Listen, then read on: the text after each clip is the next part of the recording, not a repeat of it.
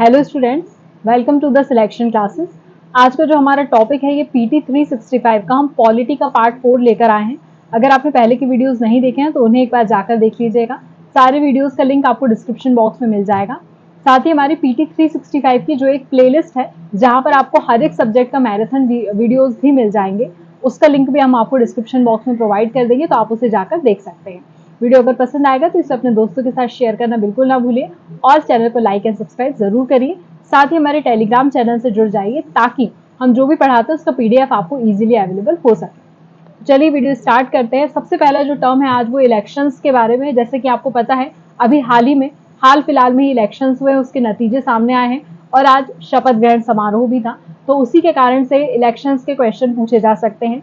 आपको पता है कि chief election commissioners and other election commissioner act 2023 इस बार आया था, जहां पर आपको पता है इसके बारे में मैंने ऑलरेडी अपने चैनल पर एक वीडियो किया हुआ है, उसका लिंक भी मैं आपको प्रोवाइड कर दूंगी डिस्क्रिप्शन बॉक्स में, थोड़ा सा जाकर देख लीजिएगा।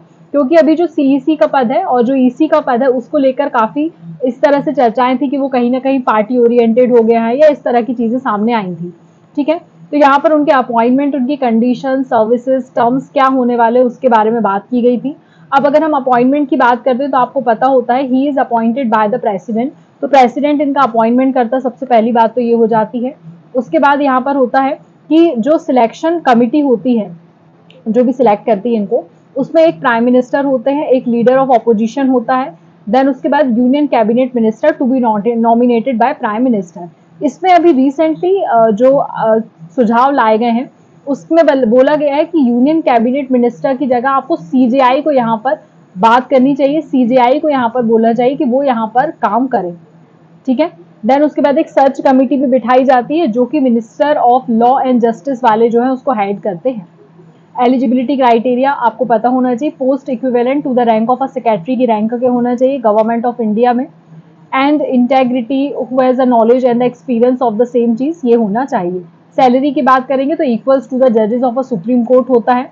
टर्म ऑफ ऑफिस की बात करेंगे तो 6 ईयर होता है या 65 ईयर्स होता है, विच एवर इज अर्लियर, ये आप लोगों को पता होगा। He shall not be eligible for reappointment, ये ध्यान रखेंगे, तो रीअपॉइंटमेंट कभी भी नहीं होता है, इसको आपको पता होना चाहिए। EC appointed as CEC in the term of office shall not be more than 6 years, तो वही है 6 साल और 65 साल, आप लोगों को ये ध्यान रखना है, विच एवर इज अर्लियर। ठीक है, क्या काम करते हैं, तो जो भी हमारे यहाँ इलेक्शंस होते हैं उनको कंडक्ट कराने का काम करते हैं।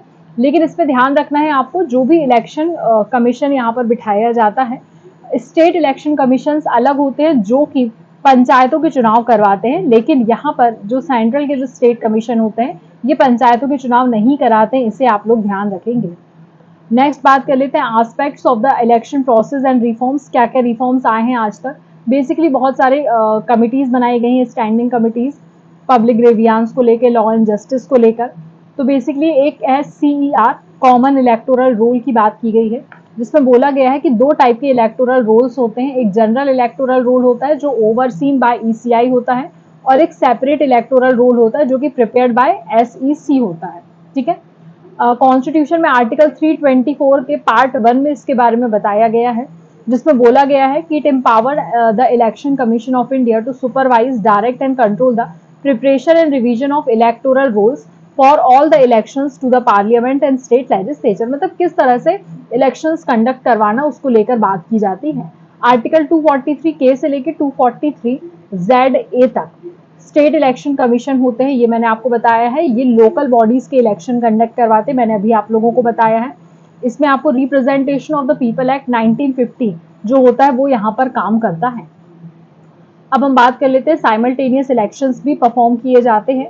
तो basically former president Ramnath Kovind ji जो है उन्होंने एग्जामिन किया है the feasibility of simultaneous election on one or more nation one election, one nation one election.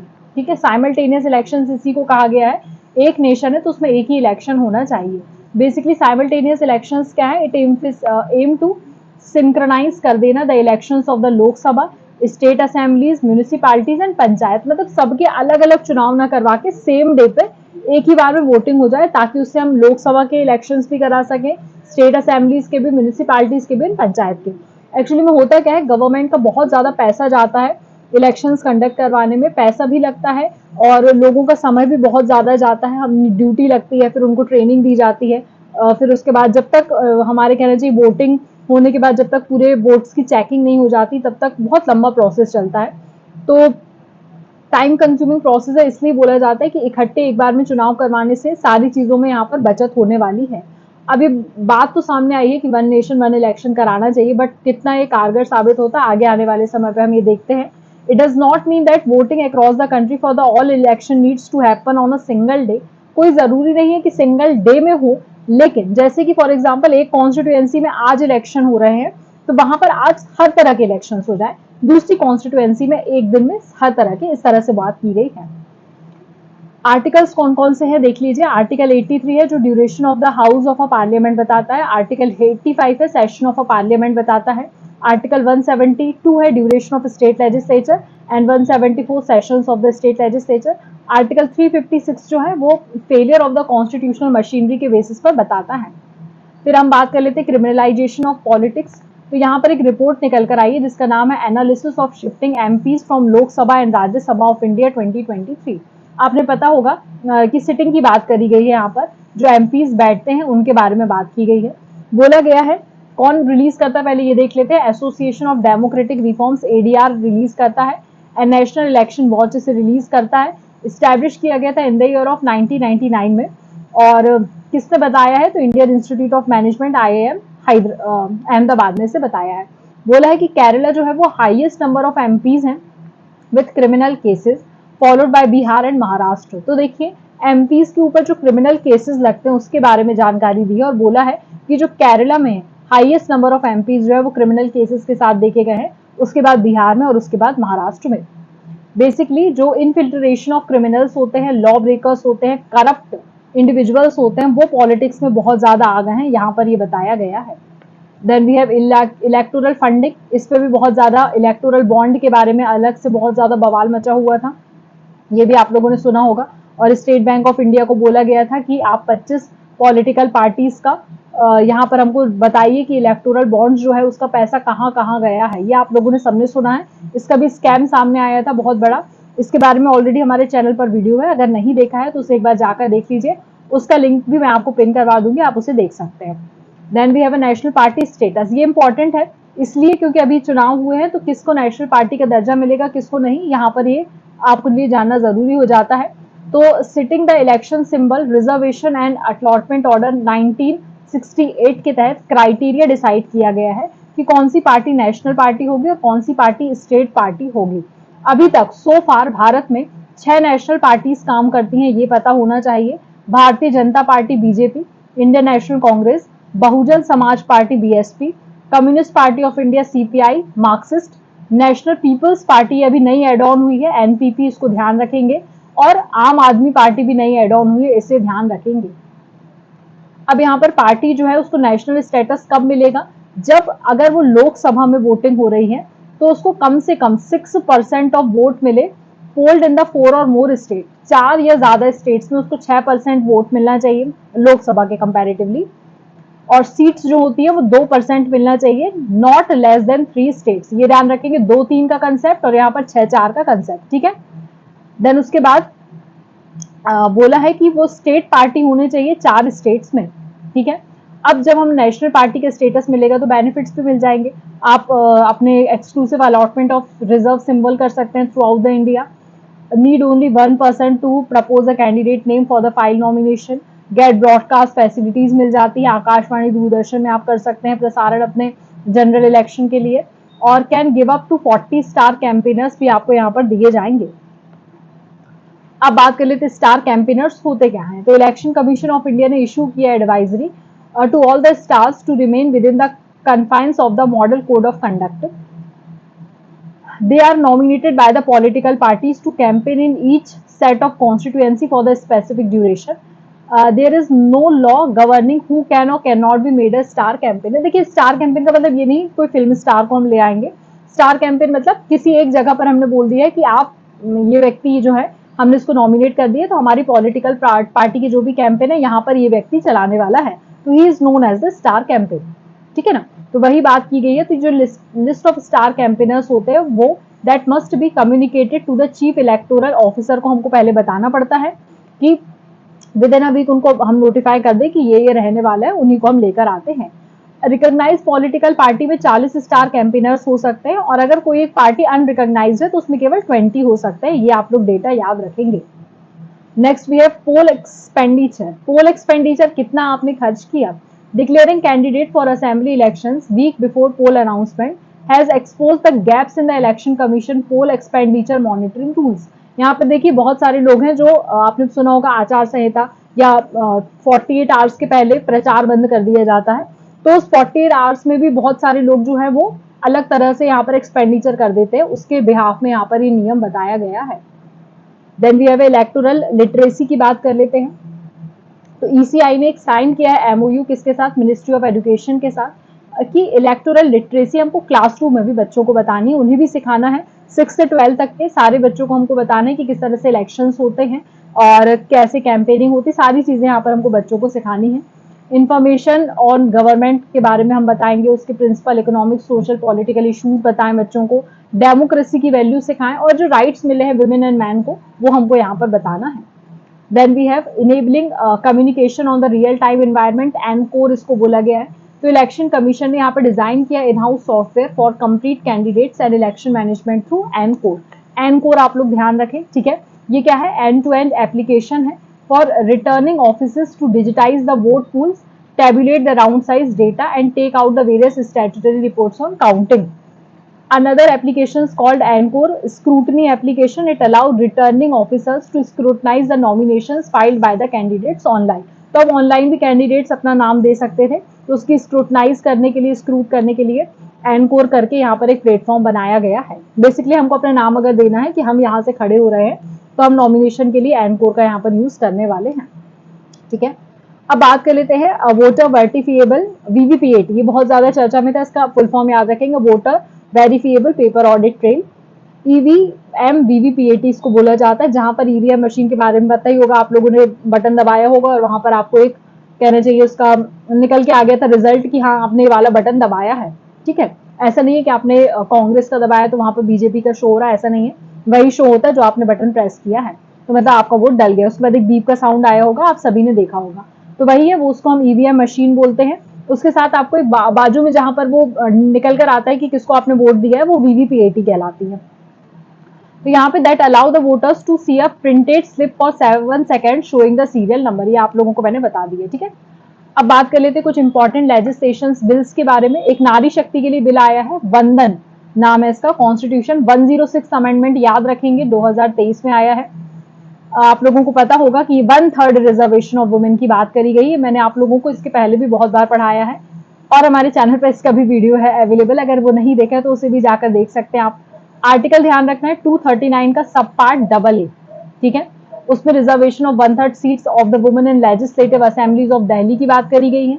उसके बाद आर्टिकल जो है हमारा 330 ये इंसर्ट किया गया है, 330A एंड 332A। ये reservation of 1/3 seats of a women in Lok Sabha and state legislative assemblies, ये ध्यान रखना है, ये सामने पे चर्चा में था कौन से आर्टिकल्स ऐड हुए हैं, 330 का A और 332 का A।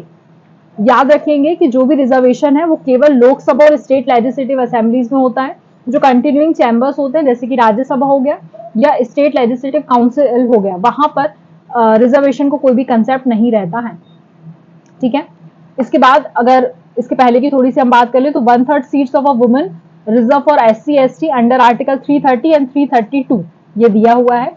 उसके बाद 334A में क्या दिया हुआ है, it provides come into effect after the delimitation following the first census after the commencement of this act। इस एक्ट के बाद जब फर्स्ट सेंसस होगा तो वो किसके अंतर्गत होगा, आर्टिकल 334 के अंतर्गत होगा, 334A के अंतर्गत होगा, ठीक है।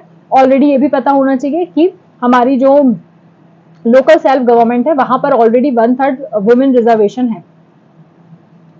Multi state cooperative societies amendment act 2023। Cooperative societies जब भी चर्चा में रहा, इससे क्वेश्चन यूपीएससी ने जरूर पूछा है, तो इसको पढ़ के जाएंगे आप लोग। तो यहाँ पर 2022 में एक्ट आया था, बेसिकली 2002 का एक्ट है जो 22 में एक बार अमेंड हुआ और अभी फिर से 2023 में इसको अमेंड किया गया है।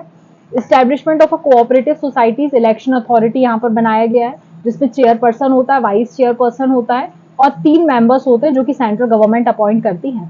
ये अलाउ करते हैं कोऑपरेटिव सोसाइटीज को to merge into the existing MSCS. जो हमारी अभी मल्टी स्टेट कोऑपरेटिव सोसाइटीज है उसमें आप क्या करो, अपनी कोऑपरेटिव सोसाइटी को मर्ज कर लो अमेलगमेशन के लिए, ठीक है। Then we have cinematographic act 2023। ये प्रेसिडेंट ऑफ इंडिया ने रिसेंटली इसमें अपना असेंट दे दिया है और उन्होंने कहा है कि ये एक्ट वैसे 1952 में आया था, हमने इसमें अभी अमेंडमेंट किया और बोला है कि जो आप सर्टिफिकेशन प्रोवाइड करते हैं ना कि ए क्लास का है, बी क्लास का है, सी क्लास का है, वो यहाँ पे जो हम प्रोवाइड करते हैं उसके रेगुलेशन को लेकर है। मैं आपको भी बताऊंगी किसको कौन सा दिया जाता है, कौन देता है। तो central board of film certification जो है उसको स्टैब्लिश किया गया है, जो कि बताएगा कि किस किस कैटेगरीज की फिल्म ये है, ठीक है। फिर उसके बाद इस पर ओटीटी रेगुलेशन को भी शामिल किया गया है। तो digital publisher content grievance council यहाँ पर रिकमेंड करी गई है punitive actions on the OTT over the top platforms invoking the information technology rule 2021। देखिए बहुत सारे ओटीटी प्लेटफॉर्म्स ने चार्जेस बहुत ज्यादा बढ़ा के रखे थे, तो यहाँ पर उसी के चार्जेस को कम करने के लिए इंफॉर्मेशन एक्ट के अंतर्गत इसको लाया गया है और बोला गया है कि इट ऑफर्स द, आपको पता है कि आप मूवीज टीवी शो सारे आप लोगों ने देखे होंगे इंटरनेट के through, bypassing cable, satellite system के through, that is known as OTT platform. तो वहीं बोल रहे हैं कि यहाँ पर अगर आप ओटीटी प्लेटफॉर्म यूज कर रहे हैं तो वो आईटी एक्ट के अंतर्गत यूज करें, उससे बाहर जाकर आप बात ना करें, ठीक है। बेसिकली अगर आप टेक्नोलॉजी यूज कर रहे हैं तो उसका भी एक कोड ऑफ इथिक्स होता है, उसको आप मानकर चले फिर आप उसको यूज कर सकते हैं। Then we have a digital personal data protection act. Data protection अपने आप में चर्चा में सिक्योरिटी का टॉपिक है वैसे, बट फिर भी इसका बिल आया है इसलिए हमें पता होना चाहिए। 2023 में इसका बिल आया है। 2008 में सुप्रीम कोर्ट ने रिकॉग्नाइज किया था कि प्राइवेसी जो है हमारी फंडामेंटल राइट है। के S Puttaswamy versus union of India case में इसको बताया गया था।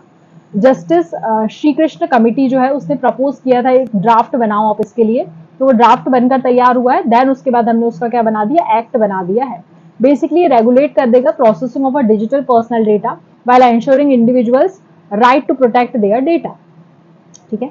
यहाँ पर 2 टर्म्स निकल कर आते हैं, वो आप लोगों को पता होना चाहिए। एक का नाम है डेटा फेड्यूसेरीज। डेटा फेड्यूसेरीज जिसको बोला जाता है that is a person, company और government entities who process data. जिसके पास डेटा गया है वो प्रोसेस कर रहा है, उसके तरफ से डेटा कहीं इधर उधर ना चला जाए, ठीक है। फॉर डेटा प्रोसेसिंग जो भी यूज कर रहा है उसको हम बोलते हैं। फिर यहाँ पर right in the duties of data principles, कौन यूज कर सकता है, कहाँ डेटा जा सकता है, ये सारी चीजें हमें पहले से पता होना चाहिए। Then we have a digital services act निकल कर आया है। इसमें बताया गया है कि यूरोपियन यूनियन ने कंफर्म किया है 19 प्लेटफॉर्म्स को that will be subject to the online content rules under the digital service DSA. DSA क्या है? It is a first of kind regulatory tool box है जो ग्लोबली काम करता है और बेंचमार्क सेट करता है रेगुलेट करने के लिए ऑनलाइन इंटरमीडियरीज को। 2020 में डीएसए ने टुगेदर काम किया डिजिटल मार्केट एक्ट के तहत, जो इसने प्रपोज किया है comprehensive framework to ensure a safer fairer digital space, ठीक है। किस किस के लिए? बेसिकली यहाँ पर गेट कीपर्स कौन से प्लेटफॉर्म है? गूगल, अमेजॉन, मेटा, ये सारे हैं। क्रिमिनल लॉ रिफॉर्म्स एक्ट आया है। ये भी देखिए जितने भी एक्ट आए ना उसके बारे में एक बार पढ़ लीजिएगा। बेसिकली आप लोगों ने अभी न्याय संहिता के बारे में सुना होगा, चर्चा में था बहुत ज्यादा, तो हम उसको बोलने लगे हैं भारतीय न्याय संहिता 2023। इसमें क्या होगा, इंडियन पीनल कोड जो आईपीसी की धाराएं थी वो इसमें शामिल कर दी गई हैं जो कि क्रिमिनल ऑफेंसेस के नेचर की थी। फिर उसके बाद भारतीय नागरिक सुरक्षा संहिता कर दिया गया है। जो सीआरपीसी की धाराएं लगती थी 73 वाली वो अब इसमें लगने लगेंगे। प्रोसीजर फॉर अरेस्ट, प्रोसीजर बताया है कैसे अरेस्ट करना है, प्रोसिक्यूशन कैसे करना, बेल कैसे मिलेगी, ये सब। देन उसके बाद भारतीय साक्ष्य अधिनियम, ये नया डाला गया है, जो एविडेंस एक्ट होता है उसकी जगह पर इसको लाया गया है। 1872 का था, हमने यहाँ पर नया कर दिया है। डेट याद रखिएगा, देखिए 1860 का था, 1973 का था और 1872 का था। बहुत पुराना चला आ रहा था तो उसे हमने अपने हिसाब से चेंज करा है। Then we have registration of birth and death amendment act. अब देखिए इसके रजिस्ट्रेशन के लिए भी आ गया है। तो आपने देखा होगा ना, लोग फर्जी सर्टिफिकेट बनवा लेते बर्थ और डेथ के, तो उसी को कम करने के लिए किया गया है। 1969 में बेसिकली एक्ट आया था लेकिन अभी उसमें अमेंडमेंट किया गया है और बोला गया है कि रजिस्ट्रार जनरल ऑफ इंडिया जो है बाय द सेंट्रल गवर्नमेंट, वो यहाँ पर इनके अपॉइंटमेंट निर्धारित करने वाला है। चीफ रजिस्ट्रार होता है, डिस्ट्रिक्ट रजिस्ट्रार होता है, registrar to be appointed in every state. State government यहाँ पर उनको अपॉइंट करने वाली है। उन्हीं के पास जाकर हम यूजुअली सर्टिफिकेट बनाते हैं। यूजुअली हम कलेक्टेड ऑफिस जाते हैं, वहां पर एप्लीकेशन देते हैं और हमको सर्टिफिकेट अवेलेबल हो जाता है। तो रजिस्ट्रार करता है सर्टिफिकेट, ये आप लोगों को पता है, वही बेसिक चीज इसमें लिखी है। Press and registration of a periodicals act 2023, तो प्रेसिडेंट ने इसमें भी अपना असेंट दे दिया हुआ है। बोला है कि जो हमारा कॉलोनियल एरा का हम लॉ यहाँ पे यूज करते थे प्रेस के लिए 1867 का, उसको अब हमने यूज नहीं करना है, हमने अपना नया जो बना लिया उसी को यूज करेंगे। बेसिकली जो सेंसरशिप एक्ट था 1799 में लॉर्ड वेलेस्ली लेकर आए थे, और उसके बाद 1818 में लॉर्ड हेस्टिंग जो है वो यहाँ पर इन्होंने इसको रिट्रैक्ट किया था। तो licensing regulation ordinances 1823 John Adams लेकर आए थे। तो ये अलग अलग मैंने आपको बता दिए। मैटकाल्फ लेकर आए थे प्रेस एक्ट, तो मैटकाल्फ को प्रेस का फादर के नाम से भी जानते हैं, liberator of the Indian press के नाम से जानते हैं, ठीक है। तो यही सारे लोग लेकर आए थे, तो इनका नाम थोड़ा ध्यान रखिएगा, अभी फ्रिक्वेंट में है। राजा राम मोहन राय का नाम ध्यान रखना है, मिरातुल अकबर का नाम याद रखना है, जो कि had to be ceased publication due to this act। तो इसी कारण से राजा राम मोहन राय और मिरातुल अकबर जो है करके ये रिलीज नहीं हो पाई थी। Then we have telecommunication act, telecom bill 2023। अनाप बिल आते थे, सुना होगा आप लोगों ने, उसी के लिए आया है। तो यहाँ पे रिप्लेस कर दिया गया है 138 year old Indian telegraph act को। अब टेलीग्राफ कोई नहीं भेजता है, ठीक। तो यहाँ पर टेलीग्राफ एक्ट 1885 को बदल दिया गया है और उसको बोला है इंडियन वायरलेस टेलीग्राफी एक्ट 1933 किया गया था। और उसके बाद telegraph wires unlawful possession act 1850 किया गया है। Now that is known as telecom regulatory authority of India TRAI act 1997, जिसे हम अभी भी यूज करते आ रहे हैं। इसी में अमेंडमेंट हो रहे हैं, तो इसे आप लोगों को ध्यान रखना है। क्रोनोलॉजी याद होना चाहिए, पहले क्या था, फिर क्या आया, फिर क्या, दैट्स इट। इंटरनेट शटडाउन बहुत सारी जगह पर आपने देखा होगा, तो लोगों ने बोला है हमारे ह्यूमन राइट का वायलेशन हो रहा है, हमें राइट टू इन्फॉर्मेशन है, हमें हर तरह की स्वतंत्रता है, तो हमारा इंटरनेट क्यों बंद कर दिया गया, उसी को लेकर बात की गई है।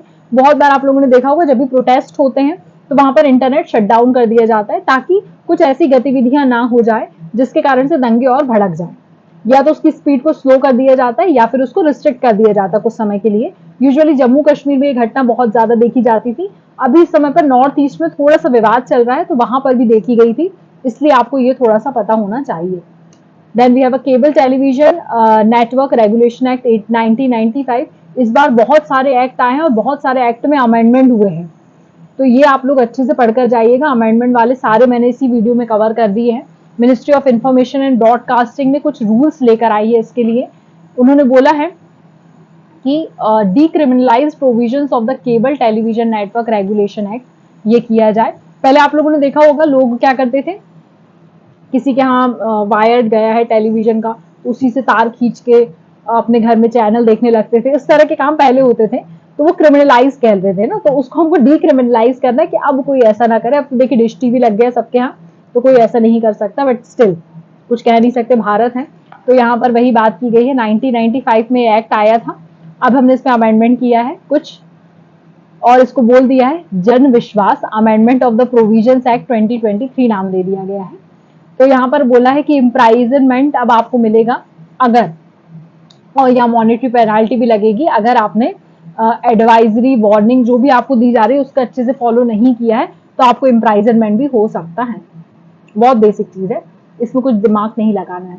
एडवोकेट एक्ट 2023 अगेन टॉट के अंतर्गत आता है, ये ध्यान रखना है। शब्द आपको लीगल में देखने के लिए मिलेगा, टॉट के अंतर्गत आता है, जिसमें जो कि पनिशेबल है और repel certain provisions of a legal practitioners act 1879 है, which has become absolute. It provides that every high court and district judge can frame and publish list of torts। कौन सी चीज नहीं करनी है, ठीक है, वो बता देते हैं आपको, और अगर आपने किया तो पनिशेबल है, दैट्स इट।